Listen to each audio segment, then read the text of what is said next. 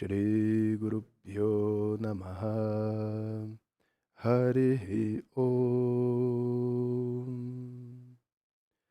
Sadashiva Samarambham Shankaracharya Madhyamam Asmadacharya Paryantam Vande Guru Parampara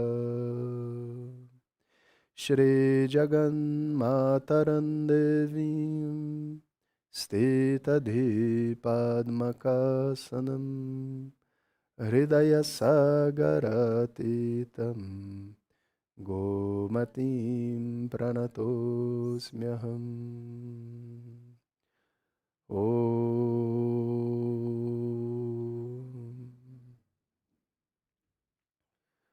Boa noite a todos. Bem-vindos à palestra, cujo tema é o Despertar da Humanidade. Hoje a gente vai falar sobre 5 ensinamentos fundamentais, né, para nós como seres humanos. E também eu entendo que numa possível crise, numa possível dificuldade, né, que o mundo pode passar, esses ensinamentos podem salvar vidas, né? Então a gente decidiu por esse tema, né? O quinto, em especial, é muito especial, né? É muito importante. Então, vamos nessa. Tem 5 coisas, 5 ideias que, se a gente tiver elas muito firmes dentro da gente, a nossa vida pode dar um salto, assim, sabe? A gente pensa muito no viver dentro desse modelo que a sociedade nos deu, sabe? De estar dentro de uma cidade, enjaulado dentro de um apartamento, indo do trabalho para casa, comendo fast food, comida industrializada, se divertindo indo ao cinema, né? E tendo assim como propósito de vida o sucesso. A gente alcançar coisas, alcançar classificações, status, de certa forma assim uma faixa preta na vida, sabe? Mas a verdade seja dita que a humanidade está aqui na Terra há muito tempo. E essa forma como a gente vive é praticamente uma prisão, sabe? É uma maneira de você manter as pessoas dentro de um esquema de, de trabalho incessante, onde ninguém nunca está satisfeito, sabe?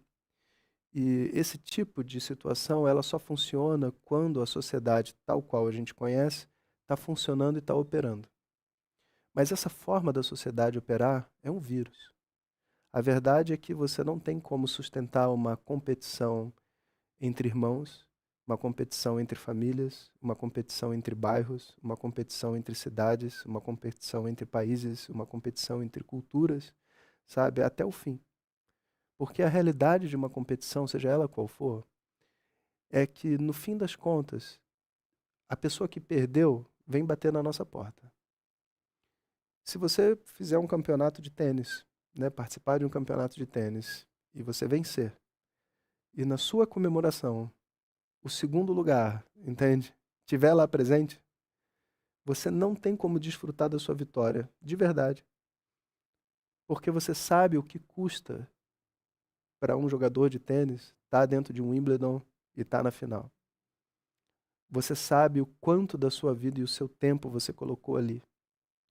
Para no final das contas, sabe, no último jogo, às vezes não é nem porque você é ruim, mas você pode ter cometido um deslize, a sua raquete pode ter entortado, sabe? Ou bater um vento na hora e você perdeu. E você consegue com toda a liberdade imaginar a sua vitória e a felicidade que você vai ter, desde que todas as outras dezenas de jogadores que estavam ali dentro da competição não estejam sentados na mesa com você, sabe, celebrando. E esse princípio, sabe, da competição onde eu não posso desfrutar da vitória, ele existe em toda a sociedade. Enquanto as pessoas que, sei lá, ganham muito bem e vivem uma vida de conforto e etc., tão distante das pessoas que não ganham tão bem, está tudo bem. A partir do momento que eu tenho que dividir a cadeira do ônibus com a pessoa que não ganha tão bem, eu, ganhando bem, vou sentar do lado dessa pessoa e eu não vou me sentir bem. Se essa pessoa estiver passando uma necessidade, eu não vou me sentir bem. Porque o custo da minha vitória é a derrota das outras pessoas à minha volta. Então, esse princípio da sociedade de sucesso por competição, por estar na frente, etc., ele tem um prazo de validade. Quando existe, então, um desequilíbrio dentro dessa balança, tal forma onde há o contato do perdedor e do vencedor, que pode ser, né, dois irmãos, pode ser dois amigos, ou podem ser dois países de realidade completamente diferentes. Não há mais a possibilidade, sabe, de se sustentar um status quo. E a sociedade, então, passa por uma reformulação. É como se o jogo tivesse chegado no final e agora a gente tem que pegar de volta as cartas de todo mundo para começar a jogar novamente. Então, essas são de tempos em tempos, a sociedade passa por esse reset. Um reset mesmo, em termos de como tudo é distribuído aqui dentro. E eu não estou dizendo apenas assim da parte financeira, né? A parte ideológica também.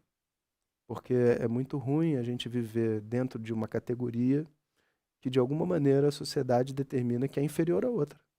Porque a gente vai viver esse sofrimento a vida inteira, sabe? Então, a gente está chegando perto, né, de um momento desses. E quando a gente chega perto desses momentos, esses ensinamentos espirituais, eles salvam vidas.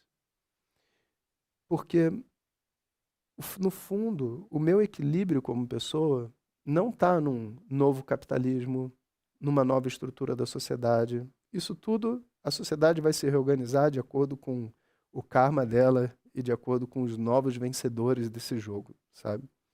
Mas eu, como pessoa, não dependo dessa estrutura ideológica para viver. Na verdade, eu preciso de muito pouco. Mas isso não é ensinado para nós. Esse conhecimento ancestral que os povos originários, né, que os povos nativos tinham e que viviam, foi, de alguma maneira, velado, sabe? E a gente não acessa. Então, no momento atual, né, a gente pode dizer assim, de uma maneira muito categórica, que o nosso futuro, enquanto humanidade, é ancestral. Nosso futuro depende, na verdade, de um conhecimento milenar, né, que era para estar com a gente, mas não está. Então, dentro dessa perspectiva, o primeiro conhecimento que a gente precisa ter diz respeito da liberdade e a compreensão, sabe, de que a liberdade é o princípio fundamental de qualquer relacionamento. A gente foi ensinado a obedecer ordens. A gente foi ensinado que a gente precisa mandar pessoas a fazerem coisas. A gente foi ensinado que quando uma criança está crescendo, sabe, você tem que colocar para ela o que ela deve fazer e os limites dela. Mas se a gente para perceber, né, ninguém aceita uma ordem. Um ser humano, ele não foi feito para ser mandado. Por isso que se você dá uma ordem para uma pessoa e você tiver um instrumento de punição do lado ou de mérito, talvez ela até faça, mas ela não está fazendo porque você deu a ordem. Ela está fazendo porque você está ameaçando puni-la. São duas coisas completamente diferentes. Ela está fazendo porque ela tem um prêmio para fazer. Mas de verdade, eu quero me relacionar, sei lá, com meu marido, com a minha esposa ou com um amigo para que ele faça coisas para mim, para eu dar um prêmio para ele. Ou o oposto, né? Se ela não fizer o que eu estou pedindo, sabe, eu vou fazer a vida dela ficar pior, né? Se a gente trabalha dentro dessa frequência, o relacionamento, ele não tem como ter de verdade uma paz, uma alegria. Não funciona assim. Nem uma criança, e vou dizer, nem um cachorro aceita uma ordem. Nem um cachorro. Se você começar a dar muita ordem para o cachorro e o cachorro decidir que aquilo ali não é o que ele quer fazer, ele não vai fazer. E ele briga com você. Porque o princípio do ser vivo, de qualquer ser vivo, é a liberdade. E, portanto, quando eu entendo isso, a forma como eu preciso me relacionar com as pessoas, e principalmente a minha linguagem, precisa mudar, sabe? Eu faço as coisas porque eu quero. Eu não faço porque eu tenho que fazer. E quando eu convido uma pessoa para, sei lá, ir ao cinema comigo, eu quero que ela venha porque ela quer. E se eu quero que ela venha porque ela quer, numa sociedade tão tóxica como a gente vive hoje, eu preciso tomar certos cuidados. Porque senão a pessoa, ela estabelece os relacionamentos dela por obrigação. E é muito triste você ver uma pessoa assim, sei lá, que tem seus 40 anos com filhos, entende? Quando você pergunta para ela, sabe, qual que ela faz, etc., ela dá uma lista de obrigações e fala para você com um peso de ter a vida que tem, como se ela não tivesse escolha, sabe? E de verdade, dá a impressão da gente não ter escolha. Afinal de contas, né, a gente tem obrigações e responsabilidades, mas não é sobre isso que a gente está falando. A verdade é que se eu, ao cuidar da minha família, eu vejo isso como um peso e uma obrigação para mim, naturalmente, essa é a energia que eu vou passar para os meus filhos. Eu estou aqui, estou fazendo minha obrigação para você viver. E agora eu exijo de você uma resposta para mim. E de novo, a dor é propagada para frente. Porque essa criança, sabe, como que ela vai viver, como que ela vai crescer, como que ela vai se entender se na formação dela, o básico do coração dela é que para eu estar aqui vivendo feliz, os meus pais tiveram que se sacrificar. Os meus pais tiveram que passar por muita dor, etc. e tal. Então, a minha vida acaba sendo um produto da dor, um produto do sacrifício. E imagina que situação difícil, né? Você chama um amigo para jantar, né? Ele fala assim, cara, eu vim jantar com você, mas vou te dizer, para jantar com você, eu tive que deixar meus filhos desatendidos. Eu tô tendo que gastar um dinheiro que eu não tenho. Você não tem como curtir essa janta, você entende? Porque não há liberdade, porque há sacrifício, porque há o conceito de que a dor e o sofrimento por detrás da ação e da minha escolha é algo positivo, mas não é. A gente quer se relacionar com pessoas livres, a gente quer se relacionar com pessoas que estão vindo de coração, jantar conosco, montar um negócio, se relacionar. E a pessoa diz: Ah, então aí a gente se casou. Mas por que que você se casou com meu pai? Entende? Ah, porque era quem sobrou. Por quem sobrou. Tipo assim. Então, não tem amor. Então a gente precisa ter um resgate interno da nossa própria liberdade. Isso às vezes requer colocar alguns limites, às vezes isso requer falar algumas verdades, isso requer fazer uma revolução, porque nós não somos seres humanos iguais, a gente tem características diferentes, qualidades diferentes, e talvez para uma pessoa cozinhar seja um prazer, e talvez para outra seja um martírio. E a gente não quer que a pessoa cozinhe se martirizando. Imagina o sabor que essa comida vai ter, né? Todo dia a pessoa cozinhando algo que ela não queria fazer e dando para as pessoas e dizendo: Olha, queria que a minha vida fosse diferente, mas infelizmente vocês estão presentes na minha vida. Não tem como haver paz e felicidade dentro de um ambiente onde as pessoas individualmente não estão exercendo e vivendo a sua liberdade.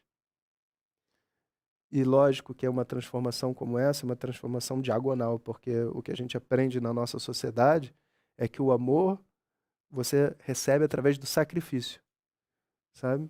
Mas ninguém consegue sentir amor e paz sabendo que outra pessoa está sofrendo por você. Ninguém, sabe? A gente aprende que na nossa vida a gente tem que fazer as coisas por obrigação. Mas por obrigação, você não tem como saber se a outra pessoa ama você, se ela gosta de você. Por que que você veio na minha festa? Ah, porque, sei lá, você foi na minha, então tive que vir na sua. Opa, não é essa a energia que a gente quer viver, sabe? Então é como se tudo que tivessem ensinado para a gente fosse para tolir esse valor humano tão fundamental que é a liberdade. E talvez a gente tenha até esquecido de perguntar para as pessoas que vivem conosco, que trocam conosco, o que que elas realmente querem. Porque pode parecer que elas querem o que elas estão fazendo porque elas estão fazendo. Mas, de verdade, na nossa sociedade não é assim. A maior parte de nós está vivendo uma vida meio de zumbi, fazendo as coisas por repetição, sem ter uma consciência ou até um contato interno que permite a ela dizer: não é essa a vida que eu quero ter, não é essa forma que eu quero viver, não é isso que eu quero fazer, não é essa maneira que eu quero me conectar com você. Então, no momento que eu vejo a liberdade como um fator determinante, eu começo a fazer perguntas muito simples para as pessoas em volta de mim. Se você realmente gosta de sair para ir ao cinema, você realmente, né, curte fazer isso daqui, porque se você não gostar, você não é obrigado a fazer junto comigo. E de verdade, né, se você não gostar, eu até prefiro que você não vá. E é engraçado, né? Porque às vezes a gente acha que fazer as coisas por obrigação vai dar satisfação maior para outra pessoa porque você foi. Mas imagina você ter que ir numa festa, sabe, todo mês, todo ano, que você não quer ir. Você acha realmente que a outra pessoa que te acompanha vai ser feliz estando com uma pessoa na festa que não quer estar na festa? Ou será que essa não é a causa do mau humor? Essa é a causa da vingança emocional que a gente faz a todo momento com as pessoas, sabe? Então, para a gente poder ter uma vida mais leve, uma vida mais saudável, a gente precisa garantir que as pessoas em volta da gente estão exercendo a liberdade delas. É um desafio social, não é um desafio só pessoal, é um desafio social, porque o nosso vício é diferente. Até na nossa linguagem, a gente não diz assim, não quero ir na festa, porque eu estou cansado, ou seja lá. A gente diz, eu não posso. Mas por que você não pode? Poder você pode, sabe? Mas é porque se eu puder, eu tenho que ir. Esse é o conceito na mente. Se eu puder, eu tenho que ir. Então, em vez de dizer eu não quero, eu digo eu não posso, sabe? Então, o nosso paradigma mental de vida é a obrigação, não é a liberdade, sabe? Quando a gente muda para a liberdade, existe uma dificuldade inicial, claro, porque as pessoas não estão acostumadas a ver uma outra pessoa livre também dizendo, olha, não quero ir na festa, sabe? Mas, por outro lado, existe um ganho. Porque você também está dando espaço para outra pessoa falar o que ela sente, o que ela pensa, o que ela quer. E, em última instância, eu quero me relacionar livremente com as pessoas. Então, é um susto no início, mas é um ganho a médio e a longo prazo enorme. E talvez o espaço que a gente precise dentro de um relacionamento para poder sentir que tem vida, sabe? É só a gente exercer a nossa liberdade e permitir ao outro exercer a liberdade dele também. Então, esse é o primeiro ensinamento. A liberdade como um princípio fundamental de qualquer relacionamento. É assim que a gente começa o relacionamento, é assim que a gente termina um relacionamento também. Sabe? Dentro dessa frequência. Então, bem-vindos, quem estiver aí assistindo conosco. A gente está falando sobre os 5 ensinamentos principais. O primeiro já foi, e agora a gente vai para o segundo. O nosso segundo ensinamento está associado ao primeiro. Porque para a gente poder ter liberdade, a gente precisa adquirir uma habilidade, que é a habilidade de dizer não. E como dizer não dando um presente para outra pessoa. É um desafio muito grande, mas a verdade é que quando você diz não para uma pessoa, esse não geralmente vem com uma carga de sofrimento. Você imagina que a pessoa vai sofrer porque você está falando não para ela, por alguma coisa que ela está te pedindo, sabe? Mas se o princípio de um relacionamento é a liberdade, quando você diz não para uma pessoa, você está demonstrando para ela uma verdade, uma realidade que está dentro de você. E ter a liberdade de dizer não para alguém é, na verdade, um símbolo de amor muito maior do que concordar com tudo que a pessoa fala. É demonstrar uma intimidade com aquela pessoa, onde ela não é obrigada, eu não me sinto obrigado, através dos seus convites, dos seus planos, etc., de fazer tudo com você. De estar do seu lado a todo momento, de qualquer forma. Porque eu também sou uma pessoa. E se eu sou capaz de dizer aquilo que me incomoda, significa que eu confio em você. Então, no momento que eu tenho a visão de que a minha negação, o meu não, o meu limite é um presente para o outro, muda tudo. Porque agora eu não vou dizer o não e me carrego do sofrimento para dizer não, sabe? Até esquivo. A pessoa pergunta, vai na festa? Você nem responde o WhatsApp, né? Porque se falar não, a pessoa vai ficar chateada. Você entende? Mas, na verdade, quando não vai ser bem dito, ele é o maior presente que a gente pode dar. Inclusive, né, uma festa de aniversário, que a pessoa te convida para ir, e você não está bem, está cansado, tem uma obrigação para fazer, ou simplesmente quer ficar em casa porque precisa descansar e tudo mais. E você liga para a pessoa, porque você tem valor por ela, porque é importante para ela o aniversário, né? E você diz redondamente para ela assim, cara, tô te ligando porque eu não vou na sua festa, sabe? E aí a pessoa, ela vai, né, dar um susto, ela vai, mas como assim? O que que aconteceu, né? Por que aconteceu? Porque ela sabe que você gosta dela. E se você está falando que não vai na festa, naturalmente tem uma razão. E lógico, se você não tem intimidade, não tem nada a ver com a pessoa, você simplesmente diz não e vai embora. Mas se você tem uma conexão com a pessoa e ela tem o valor pela festa, você vai explicar para ela o seu não.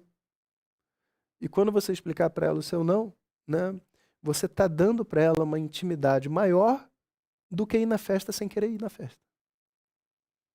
E você explica para ela, olha, estou passando por um momento difícil de relacionamento. Os últimos dias eu discuti muito com a minha esposa, com meu marido. E sabe, eu não tô com vontade de festa. Eu tô precisando ficar sozinho. E então eu queria te dizer isso. Tô muito feliz, sabe, de poder te dizer isso, de ter a liberdade de te falar o que eu realmente estou sentindo e de saber que você não vai me obrigar a ir na sua festa, sabe, para me sentir mal. E de saber que quando eu estiver bem, a gente pode fazer uma comemoração. Se você topar, a gente poderia fazer uma coisa eu e você. E nesses dias de hoje, então, onde ninguém está afim de relacionamento profundo com ninguém, tem um amigo que fala que quer fazer alguma coisa com você para estar com você, independente se você está pagando o almoço, se você está viajando, sei lá, para Ilha Bela, sabe, porque é um lugar bonito, então vai todo mundo, você tem que ir, sabe? Mas simplesmente porque você valoriza o outro, pô, isso é um grande presente. Então, na verdade, o não, ele pode ser um grande presente. Ele precisa ser um grande presente. Enquanto não for visto como uma afronta, significa que eu não tenho liberdade, eu não dou liberdade a outra pessoa também, e o relacionamento eu não quero que se aprofunde. A partir do momento que eu estabeleço que eu quero me aprofundar no relacionamento, então eu entendo que esse não é uma porta para uma conexão de verdade. Conexão com algo que está dentro de mim, que eu vou permitir a essa outra pessoa entrar dentro do meu mundo, sabe? E ali existe uma satisfação muito grande. É muito bom, sabe, quando você chega, por exemplo, recentemente eu convidei minha professora para dar um curso. Aí ela falou, Jonas, infelizmente não posso, sabe, porque estou cansado, estou isso, estou aquilo, estou com uma determinada situação, entende? E lamento muito não poder te ajudar, mas eu não vou poder. Ah, eu não saio chorando, você entende? Ao contrário. Que bom que você está me falando isso, porque, tipo, eu estava achando que você poderia dar esse curso junto comigo, mas se você não pode, sabe, se você não quer, se você não está no momento, eu não quero que você se sacrifique para fazer isso, eu quero você bem, eu quero você feliz, sabe, mais do que a sua presença, eu quero a sua felicidade. Então a gente sai de um local onde a gente objetivamente fica obrigando as pessoas, exigindo as pessoas, e vai para um local onde a felicidade dela e o bem-estar dela é o mais importante.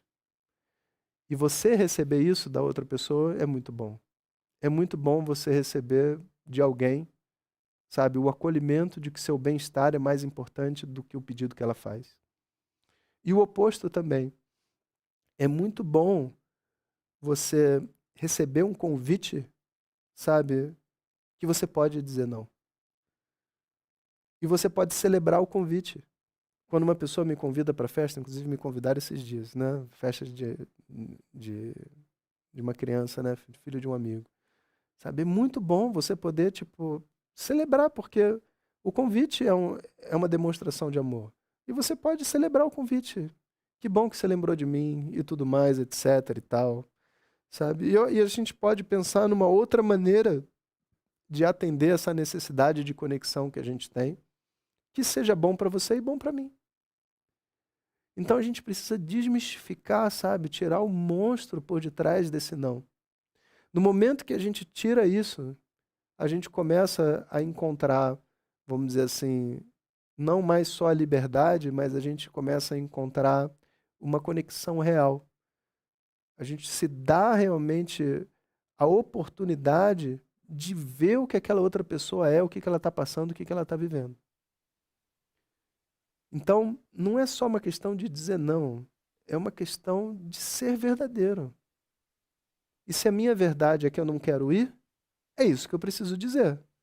E agora eu preciso mudar o local dentro de mim onde o não é símbolo de um desamor e o sim é símbolo de amor. E, inclusive, ao criar os seus filhos, esse é um conceito muito importante. É importante os filhos receberem os limites e o não sem sofrimento. Quando for o momento de parar de assistir vídeo, sabe? Isso não é para ser feito de uma maneira onde isso seja um peso. Onde a outra pessoa veja o limite que você está colocando como uma forma de tolir ela. Mas, na verdade, como uma forma de proteger ela. Porque uma criança assistir vídeo o dia inteiro é ruim. Então chega uma hora que você precisa falar para ela, olha, agora você precisa parar, senão não vai ser bom para sua cabeça. Sabe? Mas eu quero o vídeo, etc e tal. Eu sei, mas como eu gosto muito de você, né, eu vou ajudar você a parar o vídeo agora, sabe? Eu não entro dentro de um sofrimento para dizer não para a criança. Não. Dentro da felicidade, de exercer o meu papel, de colocar um limite e de dar aquilo como um presente para ela. Porque mais tarde ela vai te agradecer. Agora ela talvez chore, mas mais tarde ela vai te agradecer. E ela não fica com remorso de você. O remorso vem porque na hora de dizer não, na hora de tirar o vídeo, a gente faz isso com violência. Porque a gente imagina o sofrimento da outra pessoa, a gente sofre e a partir do nosso sofrimento a gente diz não e a gente comete um ato de violência. Mas não precisa ser assim, sabe? Então, dizer não como um presente é o segundo ensinamento, sabe? Deixa eu ver se tem alguma mensagem para mim. Ana Paula falou, não pode ser um presente para o outro. Exatamente. Então, vamos para o terceiro ensinamento. O nosso terceiro ensinamento vem de um entendimento de que as nossas emoções, elas não são doenças. Porque a gente vai vivendo e a gente vai aprendendo, inclusive, né, que as emoções que a gente sente, raiva, ciúme, inveja, qualquer coisa, né, ansiedade, são todas doenças que precisam ser eliminadas do sistema. Mas a mente das pessoas não está com defeito. Sabe, uma pessoa sente raiva quando os limites dela são ameaçados. E quando um limite está sendo pressionado, você precisa de energia para botar o limite de volta. A raiva vem. Quando uma pessoa sentiu dor e ela tem uma memória de certos objetos, pessoas, situações onde a dor veio, quando ela vê esses objetos, ela sente medo. Porque a mente quer se proteger da dor que ela recebeu no passado. Quando eu admiro alguém, etc., gostaria de ter, mas eu não tenho o que a pessoa tem, eu sinto inveja. Sabe? E essa inveja, esse sentimento de que me falta algo, de que eu gostaria de ter aquilo, não é algo, não é um defeito, não é algo errado, sabe? O que faz das emoções serem um problema é a gente não conseguir administrar a energia contida dentro da emoção. E a gente, né, de uma maneira muito objetiva, não sabe apresentar as emoções para as outras pessoas. Ao apresentar as minhas emoções para o outro, eu crio para as outras pessoas um julgamento, uma condenação. Eu crio para as outras pessoas uma espécie de razão para ela ser infeliz, razão para ela ser imperfeita. E aí eu nem acolho a minha emoção, porque quando eu apresento eu já estou explodindo, e eu transformo a outra pessoa num monstro, porque eu estou sentindo uma determinada coisa que eu não consigo lidar, sabe? Então, o terceiro ensinamento, muito importante para um equilíbrio de vida, sabe? Porque imagina, se uma crise vem, né, como foi a pandemia, todo mundo tem que ficar dentro de casa, as emoções começam a ficar à flor da pele. E essas emoções toda à flor da pele, que eu não tenho aonde extravasar, né, eu não tenho onde, vamos dizer assim, me dopar, sabe, através do brigadeiro que a sociedade oferece para a gente comer. Então, eu sou obrigado a expressá-la. E eu não sei expressar essas emoções, aí começa a dar ruim. A gente começa a ter DRs com todo mundo, com todas as pessoas. E por detrás dessa DR existe uma espécie daquela mesma disputa do jogo de tênis, sabe? Onde a pessoa expressa a raiva dela para estar certa. Só que se eu tiver certo, o outro está errado. E a outra pessoa que está errada está convivendo comigo na mesa de jantar. E é muito ruim você ter que se relacionar com uma outra pessoa sempre tendo que estar certo ou estar errado. Tendo que vencer uma discussão. Tendo que ter um ponto que esteja, tipo assim, alinhado e que faz da outra pessoa ser errada, sabe? Então, a apresentação das emoções exige, né, 3 passos. O primeiro passo é compreender que eu não estou apresentando minhas emoções, eu não estou apresentando meus pensamentos, as minhas ideias, sabe, com o intuito de estar certo, de ser superior, de alguma maneira ter uma dominância sobre a outra pessoa. Inclusive, ao apresentar as emoções, eu preciso ser vulnerável, porque é nesse local que as emoções são apresentadas sem causar dor a outra pessoa. É a partir da minha vulnerabilidade, mesmo se for raiva. Sabe, se eu disser, sabe, olha, gente, eu tô com muita raiva, né? Vim para dar palestra, tô com muita raiva.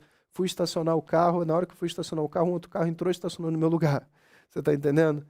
Não sei o que que eu faço com toda essa energia que tá vivendo dentro de mim. Você tá entendendo? Se eu podia quebrar aquela parede ali com um soco agora. Você entende? Não vai afetar ninguém. Você tá entendendo? Não vai afetar ninguém. Porque eu tô sendo verdadeiro, eu tô falando o que eu tô sentindo. Eu não estou transformando, né, as outras pessoas em inferiores a mim, porque eu poderia falar a mesma coisa, você entende? Na hora que eu fui estacionar o carro, um idiota foi parar. Todo mundo se sente mal. Todo mundo se sente mal. Porque a gente se coloca no lugar daquela pessoa que está estacionando, que talvez esteja com pressa e por ignorâncias, talvez até seja uma pessoa difícil, você entende? Mas a energia produzida através desse diálogo não é uma energia boa. E tem gente que chama as pessoas de idiota, mas tem gente que chama os objetos de idiota. Essa droga dessa parede, o que ela veio fazer aqui? Você entende? Quem botou essa droga dessa parede aqui? Ninguém gosta de ouvir isso, sabe?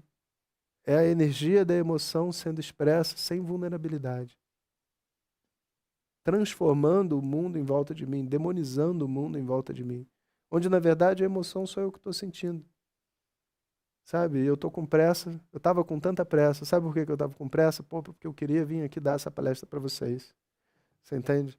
E essa pressa toda que eu sinto, sabe, esse desejo de estar aqui com vocês, me deixou com tanta raiva quando eu vi que pararam no meu lugar, sabe? E todo mundo vai se sentir querido, porque afinal de contas, a minha raiva é porque eu tô querendo encontrar com vocês. Eu poderia dizer assim, eu tento conversar com a minha mãe, mas quando eu vou conversar com a minha mãe, ela sempre vem cheia de argumento e nunca, sabe, me escuta, sabe? Então, da onde essa raiva vem? Essa raiva vem do meu desejo de se conectar com a minha mãe. E se eu falar isso para ela, mãe, eu estou muito frustrado. Por quê? Porque já é a segunda vez que eu venho na sua casa, eu quero conversar com você, quero sentir você, quero entender o que você está sentindo. E eu fico com uma raiva enorme quando você vem e, não, e responde com poucas palavras tudo que eu pergunto e não está disponível e fica falando de coisas que não fazem sentido. Você entende? Ela não vai chegar e vai falar assim, ela não vai receber a sua raiva. Ela vai receber o seu amor através da sua raiva. Porque o que está sustentando a raiva é o meu desejo de conexão por ela. Então, na hora que eu apresento as minhas emoções, eu não preciso mentir nas minhas emoções. Eu estou com raiva, eu não falo que estou com raiva porque eu não quero magoar o outro. Eu estou com inveja, eu não falo que estou com inveja porque senão outra pessoa vai achar que eu sou inferior. Sabe, eu tô com medo, mas não vou falar que tô com medo, senão, sabe, o que que vão pensar de mim? Na verdade, eu preciso pegar esse medo que eu tô sentindo, entender um pouco do que está por detrás desse medo, e aí eu ofereço, com vulnerabilidade, a minha real necessidade, a minha real intenção que traz aquela emoção para mim. E aí, quando eu coloco a emoção não é um peso. Muito pelo contrário. É uma razão da outra pessoa fazer a jornada emocional junto comigo. Se eu disser, né, para minha mãe que eu tô com raiva porque eu quero me conectar com ela e ela não me deixa, você está entendendo? Ela vai se tornar mais próxima de mim, ela não vai se afastar de mim. Talvez ela não tenha recursos para lidar com a minha raiva. Talvez ela não tenha capacidade de fazer diferente. Mas aquilo que eu disser vai fazer bem para ela. Não vai fazer mal. E talvez ela até diga: você com seus problemas, você é cheio de problemas. Tá bom. Deixa ela dizer isso. Porque eu tenho muitos problemas mesmo, todo mundo tem, sabe? Eu não estou aqui para competir com ela, quem tem mais problema, menos problema. Esse é o meu problema e eu estou botando o meu problema na mesa. É o que eu estou sentindo, é a minha verdade. Você está pronto para receber isso? Se você estiver pronto para receber isso, a gente vai se conectar. Não estou pronto para receber isso. Se eu não estiver pronto para receber isso, sem arrependimento, está tudo bem. Eu entendo que não é a todo momento que a gente está pronto para se conectar com uma outra pessoa. Pelos meus próprios motivos internos, eu não estou sempre disponível para estar com todo mundo, ouvindo todos os problemas. Eu não estou, não sou obrigado, ninguém é obrigado, né?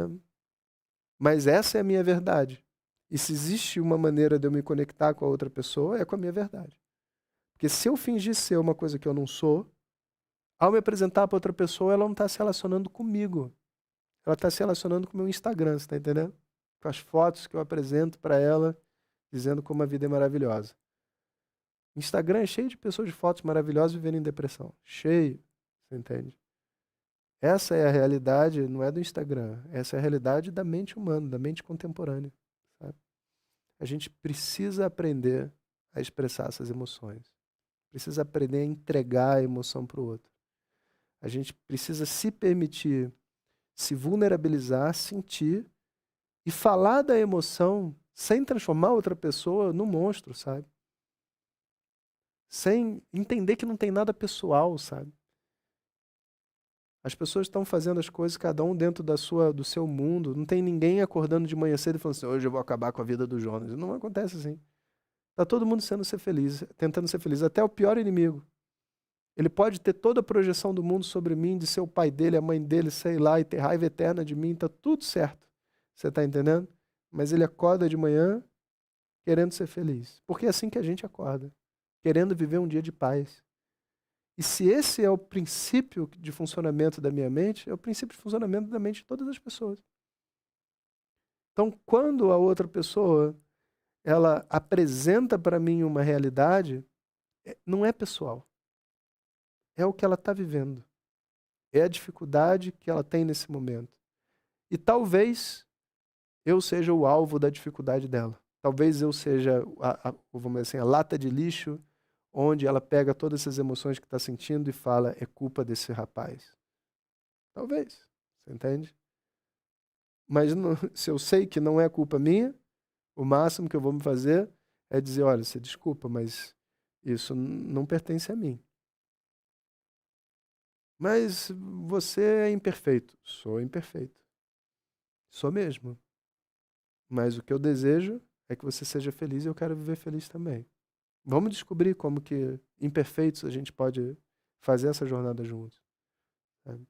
É muito interessante porque sempre que há um julgamento através das emoções, a acusação final é de que a outra pessoa é imperfeita. Então a gente já pode começar a discussão, a apresentar as nossas emoções a partir da nossa imperfeição. Isso é se vulnerabilizar. É permitir mostrar a outra pessoa da onde você vem, o que você tem e que você não é uma pessoa equilibrada, vamos ser sinceros. Eu não sou. Eu não sou uma pessoa equilibrada. Sou esforçado. Equilibrado, não. Você entende? E se eu parto daqui, A outra pessoa também não precisa ser equilibrada para falar comigo. Ela pode ter o desequilíbrio dela. Eu posso apresentar meu desequilíbrio para você, você se apresentar o seu desequilíbrio para mim, e a gente estudar se esses desequilíbrios são compatíveis para a gente ir ao cinema juntos. Você está entendendo? Às vezes não é. Às vezes até numa relação familiar, dois irmãos, não é compatível. Pai e mãe, às vezes não é compatível. Pai e filho, né? Às vezes não é compatível. E tá tudo bem. Eu continuo desejando que você seja feliz. Eu continuo desejando ser feliz também. Esse local precisa ser encontrado. Esse é o terceiro ensinamento. Vamos ver se tem alguma mensagem para mim aqui. Presente do universo está aqui. Também sou esforçado, beleza. Tá bom, então vamos seguir em frente. Quarto ensinamento. O quarto ensinamento, ele é um ensinamento que ele é mais voltado para dentro, não é para se relacionar com os outros. É para a gente ter mais espaço dentro, sabe? Constantemente, a sociedade está apontando para a gente que a felicidade vem de fora. Constantemente, sabe? Aí mostra uma pessoa num carro lindo, rindo, sabe? Aí tomando uma Coca-Cola, óbvio, né? Não ia tomar uma kombucha, ia tomando uma Coca-Cola, sabe? E aí, e naturalmente, né? É muito interessante que a propaganda de carro não é assim, por exemplo, o novo Citroën. Aí do lado da propaganda, enquanto o Citroën está andando, tem 10 Ferraris. Não, não é. O Citroën está no meio, aí do lado tem uma pessoa andando, tem um cara de ônibus, tem um não sei o quê, e mostrando para você como o teu Citroën vai te dar felicidade. É tudo assim, sabe? É você possuindo uma determinada coisa material que você não tem, você vai alcançar uma felicidade, uma satisfação de viver no comparativo com as outras pessoas, né? Porque, inclusive, ter um Citroën em Dubai não significa nada. Em Dubai só tem carrão, né? Não dá para fazer propaganda de Citroën em Dubai, sabe? Propaganda vai ter que ser assim, é, tá a Ferrari andando do lado do Citroën, aí a Ferrari bate, o Citroën bate também. Aí os dois vão no mecânico, a Ferrari fala, você vai gastar 50 mil reais para trocar sua lanterna. O Citroën vai falar, 100 reais a gente troca. Aí vai, propaganda do Citroën. Tá entendendo? A todo momento, o mundo está dizendo pra gente que os ganhos que eu obtenho materialmente, o conforto que eu obtenho materialmente vai me deixar feliz. Até o conceito de família, que se eu for casado, tiver filhos, etc., eu vou ser feliz. Essa não é a realidade que a gente tem. Inclusive, sabe, se você vê as discussões das pessoas em termos de família, de trabalho, de carro e etc., as pessoas são incrivelmente insatisfeitas. Incrivelmente. Com tudo, sabe? Tem trabalho, ganha dinheiro, faz algo útil, mas não tem reconhecimento. O que você quer? Que o cara, sabe, venha na sua mesa, aí, né, solta aquele negócio em fogos, e fala, parabéns, você fez um Excel incrível, nossa, você é demais. Que reconhecimento que você está buscando? Que papo de maluco é esse, sabe? Ah, não, porque aí você é casado, aí quando, sabe, vou ter casado, aí vou ter os filhos, aí a gente vai brincar todo mundo na sala, etc e tal. Quem disse que eu vou gostar de brincar? Quem disse que eu vou gostar de ser mãe? Quem disse que eu vou gostar de fazer esse papel, sabe? E é lógico, né? Ser mãe, brincar, tudo tem o seu lado positivo e bom, mas se você não acha que tem um lado negativo também muito forte? Você está casado, você tem uma vantagem, talvez sua dependência emocional esteja atendida, sabe? Mas por outro lado, né, se você tem um senso de querer fazer o que você quer da sua vida e para onde é, você agora tem uma pessoa que você deve satisfação. Como é que você vai equilibrar essa balança? Mesmo, né, o melhor emprego do mundo, você vai ter um chefe. Você vai ter que lidar com a sua frustração de não poder fazer do jeito que você quer. Não tem uma saída real, sabe? Se você olha para o mundo e a minha felicidade depende dessa condição externa de todo mundo estar feliz, não dá. Porque eu não estou feliz todo dia. Eu não estou feliz todo dia. Vamos supor que eu seja uma pessoa iluminada e que eu esteja feliz uma vez por semana. Ou melhor, um dia por semana eu não estou feliz. Os outros 6 eu estou feliz. Na minha casa moram 5 pessoas. E todos sofrem, todos são iluminados e sofrem igual. Então quer dizer que 5 dias por semana tem alguém feliz, sentado na mesa de jantar. E no meu trabalho, trabalham 20 pessoas. Então, naturalmente, tem umas 3 pessoas por dia infelizes, que você vai dar bom dia, a pessoa vai fechar a cara e vai para o outro lado.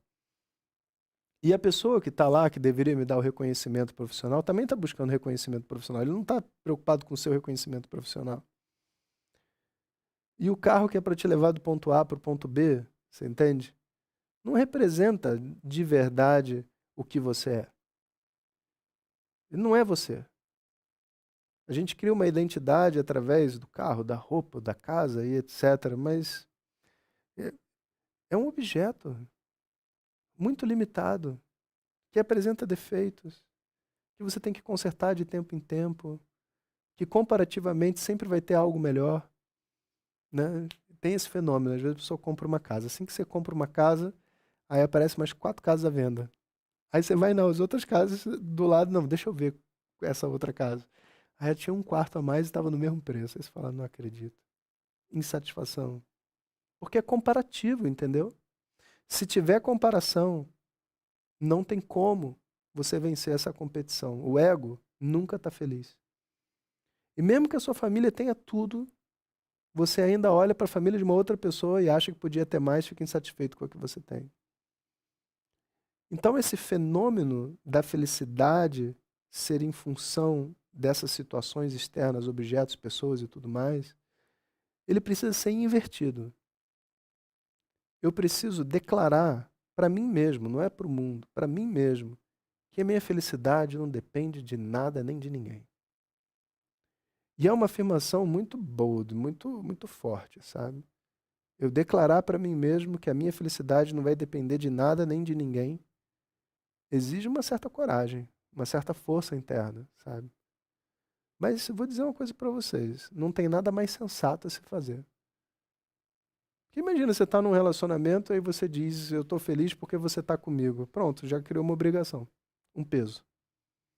Ninguém quer se relacionar com, né, com um peso. Aí agora, se eu, sei lá, se eu não tiver mais com essa pessoa, agora eu vou fazer ela infeliz. E tem inclusive gente que pensa isso, né? Eu me separei. E aí, como é que você tá? Não, eu tô bem, mas eu tô preocupado mesmo com a minha esposa. Eu falei, por quê? Você entende? Não, porque, pô, pra ela vai ser muito difícil. A mulher tá feliz da vida, vivendo a vida de solteira agora, sabe? Um novo momento da vida dela. Você entende? Porque imagina você se relacionar com uma pessoa que acha que ela só vai ser feliz por causa do outro. É muito aprisionante. É muito aprisionante. O meu princípio é: a minha felicidade não depende de nada nem de ninguém. E onde essa felicidade, então, ela vai se encontrar?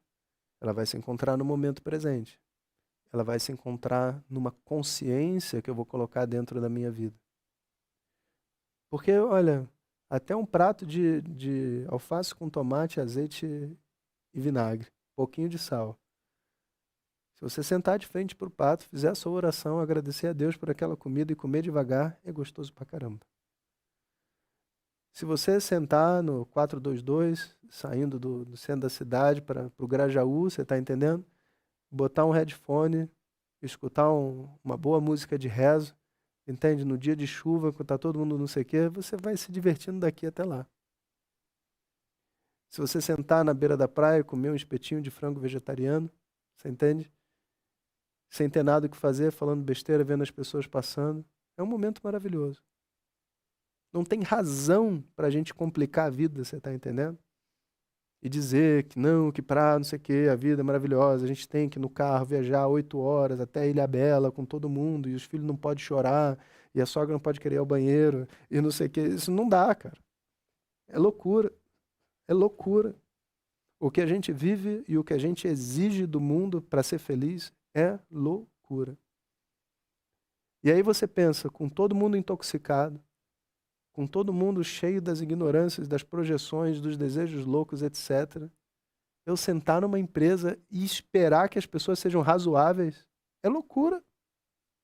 É loucura da minha parte. Não tem ninguém razoável. Aqui é um hospício e só tem louco, incluindo você. Essa é a visão. Então a gente se declara dentro do hospício. E você vê que coisa curiosa. No mundo que é um hospício, e as pessoas não aceitam isso, está todo mundo tentando ser feliz através dos objetos externos. Mas no hospício de verdade, todos os loucos estão felizes. O cara está lá recebendo tratamento de choque. O cara senta na varanda, ele é Napoleão. Você está entendendo? E conversa com Cleópatra. E está vivendo uma vida tranquila. Né? Mas a gente, levando a vida a sério, e levando a sério tudo que é dito em torno da gente, a gente faz a nossa vida se tornar muito complexa. E isso é uma coisa que a natureza dá pra gente. Uma das curas que a gente tem, sabe, nesse momento de vida, é ir para a natureza. Porque a natureza ensina a simplicidade. A árvore é simples, o pássaro é simples, o gato é simples, as minhocas, as formigas, é tudo simples. E você, dentro da natureza, é simples também. Vai no banheiro atrás da árvore, bebe um pouco d'água, come uma coisa simples. E o que você vai fazer hoje à tarde? Você entende? Não precisa assistir Game of Thrones. Assistir o pôr do sol, é simples. É tudo simples. E se você imaginar no final do Game of Thrones, depois que a mãe dos dragões lá, ainda bem que ela morreu, né? Mas enfim, se ela tivesse sobrevivido, né? Se fosse imaginar a cena final do Game of Thrones, que a gente gostaria de ter visto, você entende? Ia estar sentada, como é que é o nome dela? Daenerys. A Daenerys Targaryen ia estar sentada no seu dragão, olhando o pôr do sol. Simples. Simples. A felicidade é simples. Está no simples. Não vem do lado de fora. Esse é o quarto ensinamento. E agora vamos ao quinto e último e mais importante ensinamento.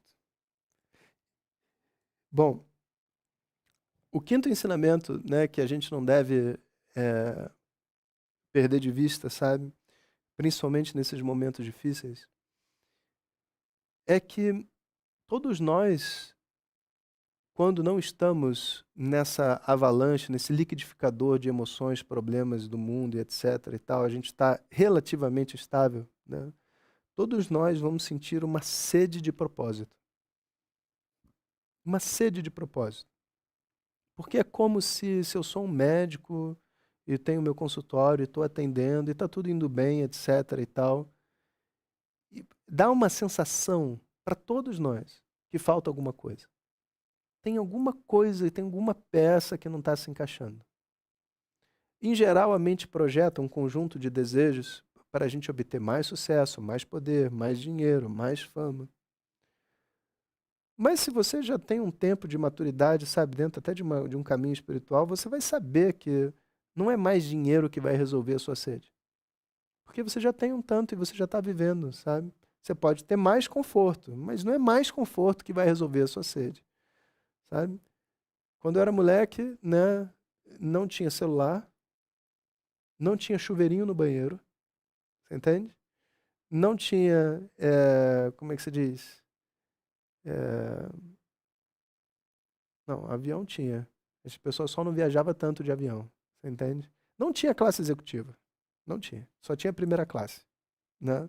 Não tinha classe executiva, sabe? Não tinha várias coisas e estava tudo bem, sabe? Inclusive não tinha ar-condicionado no carro. Eu viajava com a minha família do Rio para São Paulo sem ar-condicionado, uma viagem de 8 horas. Não sei se vocês já fizeram essa viagem, você entende? É tipo gaiola das loucas mesmo, sabe? Você vai e sai daqui, não tinha cinto de segurança. As crianças iam na caçamba do carro, você entende? Era uma confusão só. Quando dava neblina, o carro todo ficava, sabe, fechado. O copiloto tinha que ficar passando papel no vidro para poder enxergar, você está entendendo? Todo mundo andando devagar, um carro batia, parava a serra e ficava todo mundo lá 4 horas parado, saía todo mundo, montava não sei o quê. Aí você pensa, se depois de 4 horas parado porque teve um acidente, a primeira família resolveu entrar no carro, para sair, levar 5 minutos, que é razoável, né? 5 minutos para a primeira sair. 12 carros é 1 hora. 12 carros é 1 hora. 24 carros são 2 horas. 48 carros são 4 horas. E 48 carros é nada, né? 50 carros é nada. Então, literalmente, Rio-São Paulo era uma viagem Brasil-Índia. Podia ser. Do nada, podia se tornar uma viagem Brasil-Índia. Então, as pessoas levavam tudo. Levavam colchão, levavam travesseiro, levava, sabe, comida, água, água mais água, água mais água. Você entende? Coisa para as crianças brincar, sabe? Papel higiênico, então, tinha que levar bastante papel higiênico, sabe? Não tinha nada disso. Nada disso do que tem hoje, do que a gente imagina que a gente precisa hoje, nada disso, sabe? O que acontece é que a gente se acostuma muito rápido e a gente esquece muito rápido das coisas. Aí a gente acaba perdendo o senso de realidade, sabe? E a gente acaba projetando, sabe, num assento executivo a nossa felicidade, e aí a gente não tem a passagem executiva, aí a gente fica frustrado.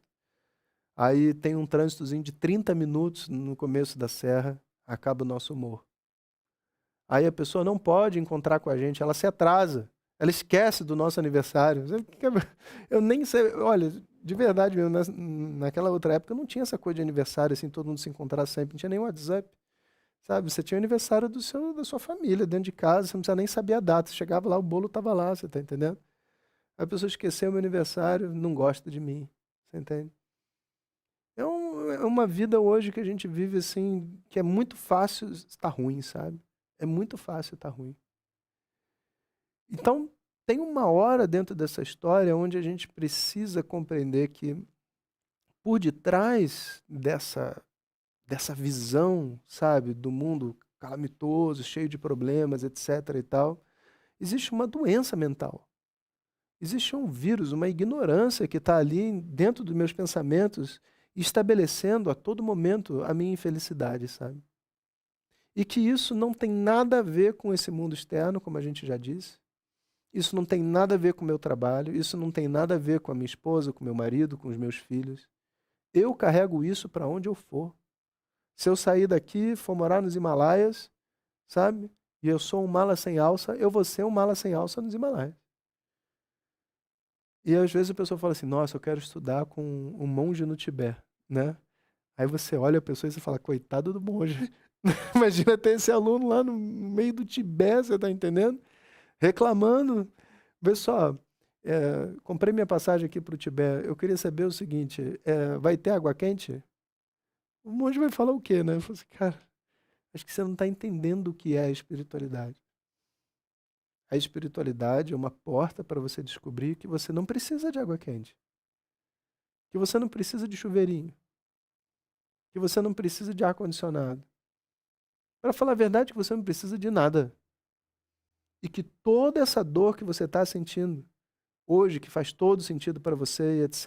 e tal, há 30 anos atrás, não fazia sentido nenhum, nem existia para a sociedade.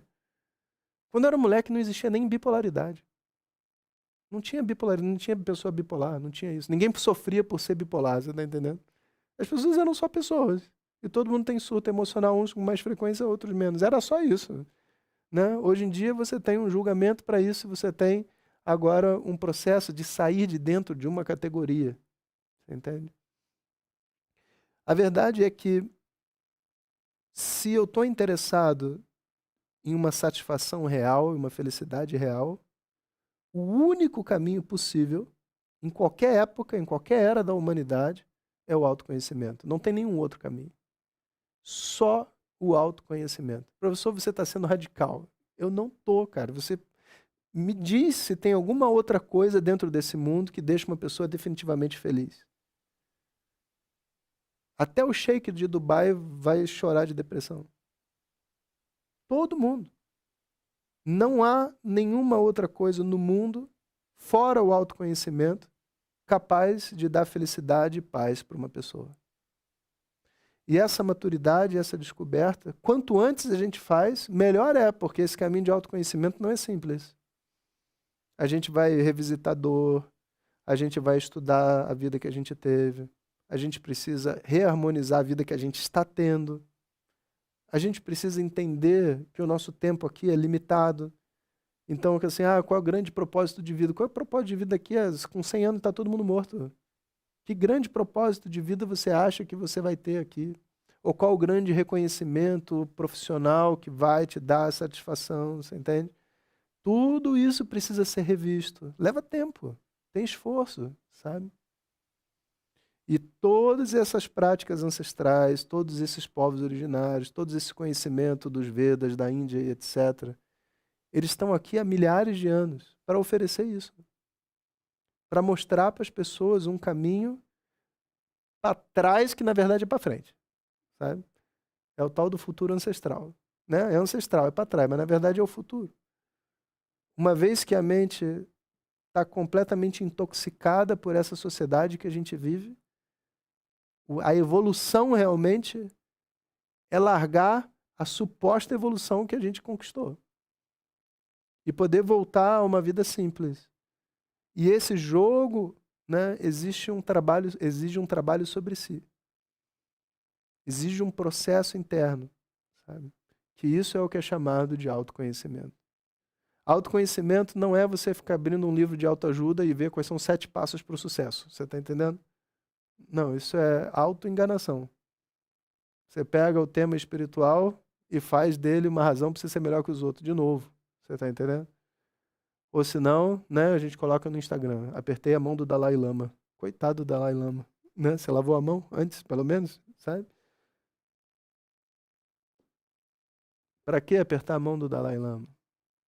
Que tal? Eu dei um abraço na minha mãe. Eu dei um abraço no meu pai. Muito melhor do que apertar a mão do Dalai Lama.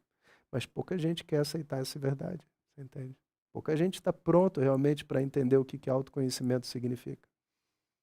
Aí outros vão dizer, nossa, esse autoconhecimento, ele é muito longo e muito caro, né? Imagina você ter que 5 anos estudar o autoconhecimento. Caraca, é a sua vida, cara. É a sua vida e a sua felicidade. Você estuda por o tempo que você quiser. Quanto mais você estuda, entre aspas, né? Mais você progride se você tiver um caminho bom. Você entende? Esse autoconhecimento é muito caro. Poxa, por que que eu tenho que pagar para fazer aula de yoga? É porque o professor de yoga é uma pessoa. E o filho dele tem plano de saúde, mano. Como é que ele vai te oferecer um serviço se ele não cobrar de você por receber? Né? Esse autoconhecimento é muito difícil, entende? Imagina ter que estudar sânscrito, imagina ter que cantar mantras, sabe? Olha, é difícil mesmo, não é fácil não. E se fosse fácil e acessível para todo mundo teria. O pessoal ia fazer um curso assim, sabe, de final de semana e ia se tornar mestre, você entende? Mas não é essa a proposta. A proposta de autoconhecimento não é você ensinar ninguém, é você se transformar. Talvez, se você tiver aprendido um pouco sobre você mesmo, você tenha a capacidade de ajudar uma outra pessoa. Mas você entende que a razão pelo qual você está se estudando não é para ensinar para outra pessoa? Se essa for a razão de verdade, você não chega a lugar nenhum. Pensa bem. Se eu vou ensinar, eu vou aprender para ensinar. Não, meu filho. Você vai aprender e você vai permitir que esse conhecimento transforme você. Esse é o movimento. Isso é o que é o Parampara, a tradição de conhecimento. Sabe? Um conjunto de pessoas com sinceridade, dedicando a vida delas a um processo de autotransformação. E de autoconhecimento, né? Mais precisamente, porque no fundo a gente está aqui para compreender o que nós somos de verdade, que não se transforma. E essa proposta, sabe, é o que é essa tradição de Vedanta, né? E é também o que está por detrás de todas as tradições espirituais dos povos originários que existem hoje no planeta, né? Então, que esse quinto ensinamento, sabe, da importância do autoconhecimento, né, fique marcado no nosso coração também como a importância da preservação dessas culturas, da preservação dessa roupa, da preservação do índio, sabe, da preservação dessas línguas do hebraico, sabe, tantas outras coisas que existem aqui dentro que estão oferecendo para nós e trazendo para nós portas de um contato interno, sabe? Portas de uma autorredenção, sabe? Portas de largar definitivamente a necessidade de ser especial para ser feliz. Isso é ridículo, sabe? Eu quero ser feliz. Você quer saber o caminho? Seja ninguém. Só isso. Om Purnamadav Purnamidam Purnat Purnamudachyate Purnasya Purnamadaya Purnameva Vashishyate. Om Shanti Shanti Shanti. Harihi Om Shri Gurubhyo Namaha. Harihi Om.